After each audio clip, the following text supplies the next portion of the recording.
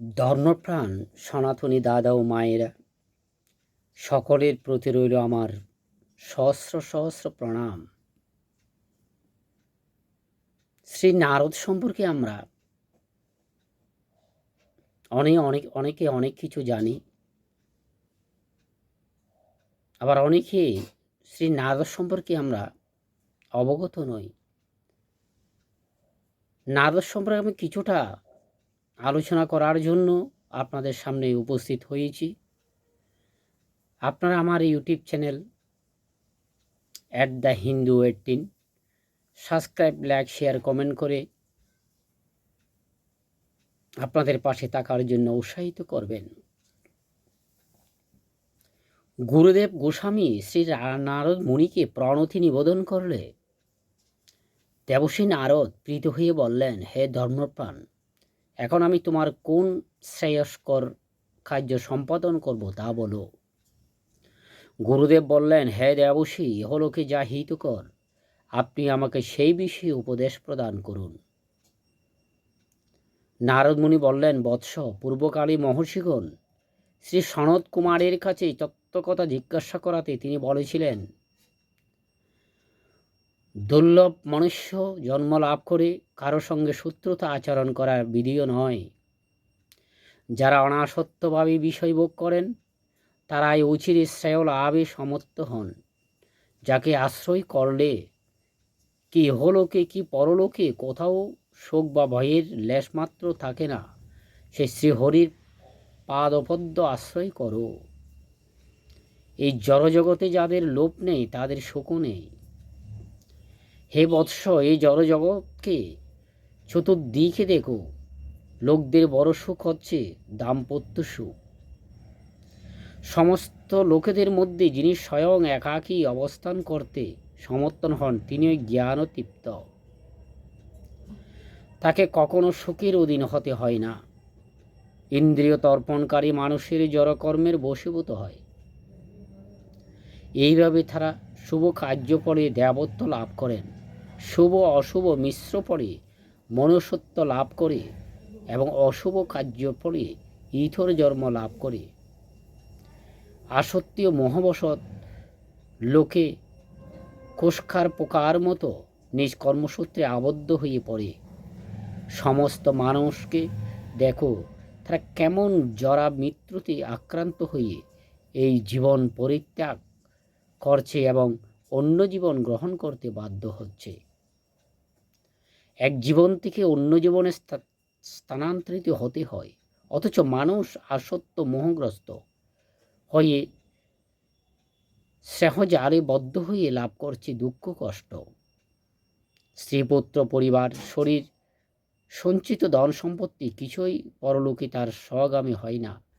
কেবলমাত্র সহসর হয়ে থাকে পুণ্য ও পাপ, অর্থাৎ তোমার কর্মফল। অতএব হে গুরুদেব, মনুষ্য জীবনে দৈনন্দিন কর্মসমূহ এমনভাবে সম্পাদিত হওয়া কর্তব্য যাতে কর্মফল বিদ্ধ অনর লাভ না হয়ে পরমার্থ লাভ হয়।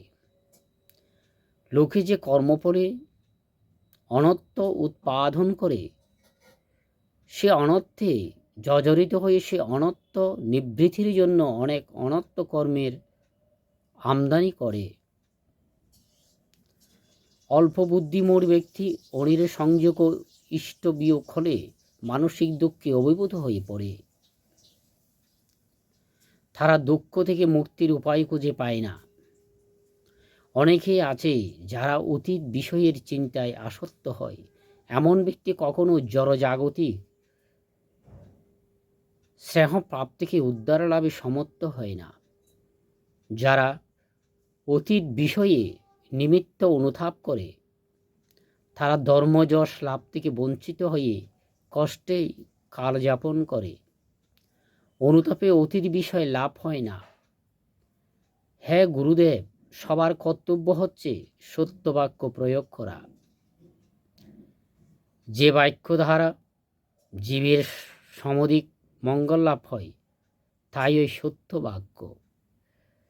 সেই নিত্য সত্য পরমেশ্বর ভগবানকে আশ্রয় করলে কোনো কালে জীবের আর ভয় বা শোকের লেশমাত্র থাকে না। সেই শ্রীকৃষ্ণ পাদপদে আশ্রয় গ্রহণ করো। প্রচেনতাদের পিতা বহিম্মান মহারাজকে দেবর্ষি নারদ কর্মফল সংক্রান্ত বিষয়ে আলোচনায় বলেন, জীব এই জীবন স্থূল শরীরের মাধ্যমে কর্ম করে। স্থূল শরীর এবং মন বুদ্ধি অহংকার সমন্বিত শুষ্ক শরীর দ্বারা জীব কর্ম করছে। স্থূল শরীরের বিনাশ হয়ে গেলেও শুষ্ক শরীর থাকে এবং তা সুখ ও দুঃখ ভোগ করে।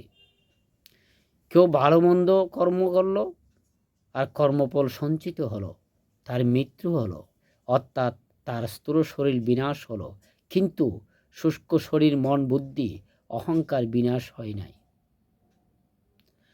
পরবর্তী স্থূল শরীরে সেই জীব সুখ বা দুঃখ ভোগ করার জন্য আরেকটি পরিবেশ সৃষ্টি করে পুণ্যধর্মের কর্মফল ভোগ করে। কৃষ্ণভক্তি চেতনায় স্থিত থাকলে মন বুদ্ধি অহংকার জড় কলুষিত হয় না।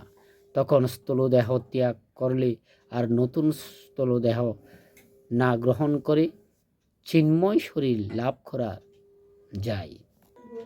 জীব যদিও সর্বত চিন্ময় থাকার কথা, কিন্তু জড় পরিবেশের পরিপ্রেক্ষিতে দেহাত্ম বৃদ্ধির ধারা প্রভাবিত হয়ে আমি এই, আমি ওই, এটা আমার কর্তব্য, তাই আমি এটি করব, এইরকম ধারণার ধারা প্রভাবিত হয়ে কর্ম করে। এই সবই মন গড়া ধর্ম। এই সমস্ত কর্ম নিত্যস্থায়ী নয়। তা সত্ত্বেও ভগবানের কৃপায় জীব তার সমস্ত মনোবাসনা পূর্ণ করার সুযোগ পায়। এইভাবে সুযোগ লাভের জন্য যে আরেকটি শরীর প্রাপ্ত হয়, সুস্থ মানসিক আচরণ সমন্বিত জীব তার পূর্ণ দেহ সম্বন্ধ জনিত নানান প্রকার চিন্তা ও অনুভূতি অনুভব করে। এর আজন নিশ্চিতভাবে জেনে রাখুন যে পরবর্তী শরীরের অভিজ্ঞতা ব্যতীত মনের ধারা কোনো কিছুই কল্পনা করা সম্ভব নয়। প্রকৃতির সঙ্গ অনুসারে এই মন জীবের বিশেষ প্রকার শরীর প্রাপ্ত হওয়ার কারণ মানুষের মানসিক অবস্থা থেকে বোঝা যায় যে পূর্বজন্মে কীরকম ছিল এবং ভবিষ্যতে কী প্রকার শরীর প্রাপ্ত হবে। বর্তমান জীবনের মন অতীত ও ভবিষ্যৎ শরীর সমূহ ইঙ্গিত করে। হে রাজন, কৃষ্ণভক্তির অর্থ হচ্ছে এক মানসিক অবস্থা নিয়ে নিরন্তর পরমেশ্বর ভগবান শ্রীকৃষ্ণের সঙ্গ করা, যাতে ভগবান যেভাবে জড়জগৎকে দর্শন করেন ঠিক সেইভাবেই ভক্ত তা দর্শন করতে পারেন। আমি যে এতক্ষণ নারদ সম্পর্কে আলোচনাগুলো করলাম, কিছুটা আপনাদের ধারণা দিতে পেরেছি।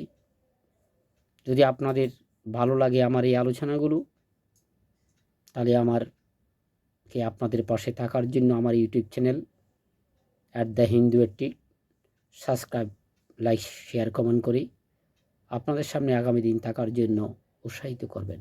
সবার মঙ্গলময় দিনকাল অতিবাহিত হোক, পরম দয়ালের কাছে প্রার্থনা জানাই। প্রণাম।